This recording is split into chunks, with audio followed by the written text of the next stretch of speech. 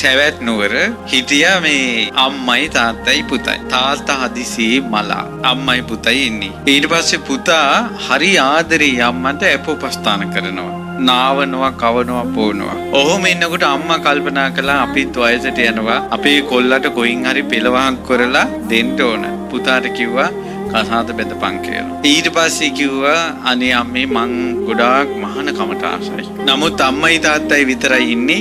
ඒ නිසා අම්මයි තාත්තන්ට මං සලකනවා මගේ මහානකම හිතේ හංගගෙන. ඔයාලා දෙන්නට පුළුවන් තරමක් සලකලා අවසානයේ උස්ම යන්න කලින් හරි මං ගිහිල්ලා මහාන වෙන්නම් කිව්වා. දැන් ඊට පස්සේ අම්මා කල්පනා කළා නෑ මේ හැම තියෙන වැඩක්ම අපේ කොල්ලට කරන්න බෑ කියලා ඔන්න කොහොම හරි කපුවෙකුට කියලා කෙල්ලක් බලලා කසාද බඳලා දුන්නා. දීලා ගෙදර ගෙනාවා. එහෙම ඉඳලා දැන් ඔන්න පුතා ඒත් වැඩිම සැලකිල්ල අම්මට.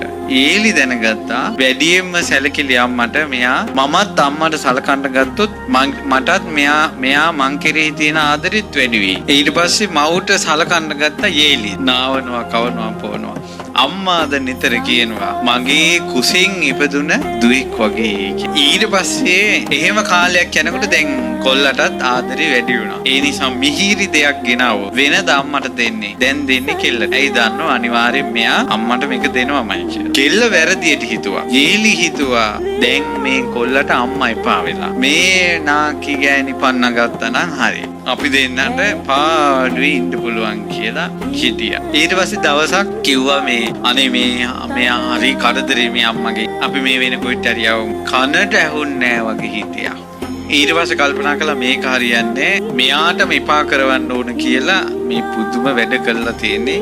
කැඳ දෙනකොට ලුණු වැඩි කරලා දෙනවා. මේ බුදුරජාණන් වහන්සේ ජීවමානව ඉන්න කාලේ රහතන් වහන්සේලා ගෙන්ගෙට පිඩුසිඟා වඩින කාලේ. ඊට පස්සේ තව දවසක ලුණු නැතුව දෙනවා. තව දවසක කැඳ දෙනවා ලිපෙන් බාපු ගමන්. තව දවසක දෙනවා ඊයේ උදේ හදපු කැඳ අද උදේ දෙනවා. සීතල වෙනවා. ඉතින් දුව මේකට ලුණු වැඩිනේ බං කියනකොට ඔන්න අංකරේ රණ්ඩුව. ඊට පස්සේ දුව මේකට ලුණු මදීනේ. දුව මේ රස්නේ බං කොහොමද බොන්නේ කියනට ඇඟට කඩාපනිනවා. මේක සීතලයිනේ අපි ලෙඩ වෙයිනේ කියනකොට මේ නාකි ගෑණි නම් නඩත්තු කරන්න බෑ අපිට කියලා රණ්ඩු කරනවා. ඕන නාන්න යනවා. ගින්දර වගේ වතුර ඇඟට දානවා. ඊට පස්සේ දුව පිච්චෙනවා කියනකොට අනේ මෙහෙමත් ගෑනු කියලා ඔන්න වටේ පිටිට මම මේ නාවන්න හැදුවා විතරයි. මේ ගෑණි ඒකටවත් ඉඩ දෙන්නේ නැහැ කියලා වටේට ඇහින්න කෑ ගහනවා. තව දවසක් සීතල වතුර නාවනවා. දුව සීතලයි නේ කියනකොට වටේට ඇහින්න කෑ ගහනවා. මේ එපා කරවන්න.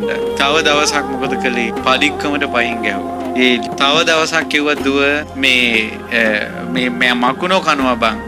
ඇයි කොල්ල උදේම වැඩට යනවනේ කුලී වැඩට. ඔන්න ඇඳ එළියට දැම්ම. ජීලිගේ ඇඳත් එළියට දැම්ම. නැන්දාමගේ ඇඳ දැම්මේ හෙවණට. ජීලිගේ ඇඳ අවුවට දැම්ම. ඒකල තිබ්බ විදිහටම ආයෙ ගිහින් තිබ්බා. මකුණු ගියේ නෑ. රෑ කනවා. මකුණු කනවා. ඊට පස්සේ කිව්වා දුව මකුණු කනවා නින්දක් නෑ.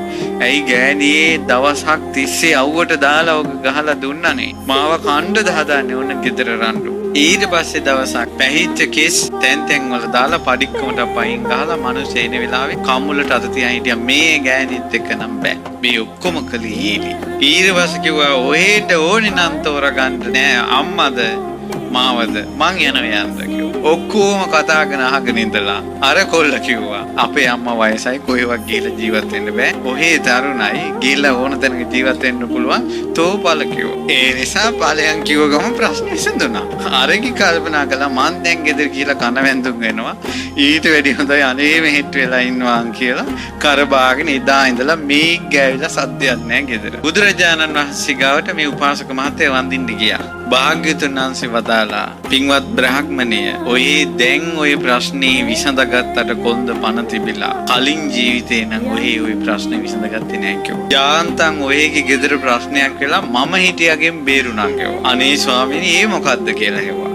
අන්න අතීතේ විස්තර කළා. ඒ අතීත කතාවේ විස්තර වෙන දහම් පදයක් තමයි අද විස්තර කරන්නේ. ඒ නිසා ඒ කතාවද ශ්‍රවණය කරන්න.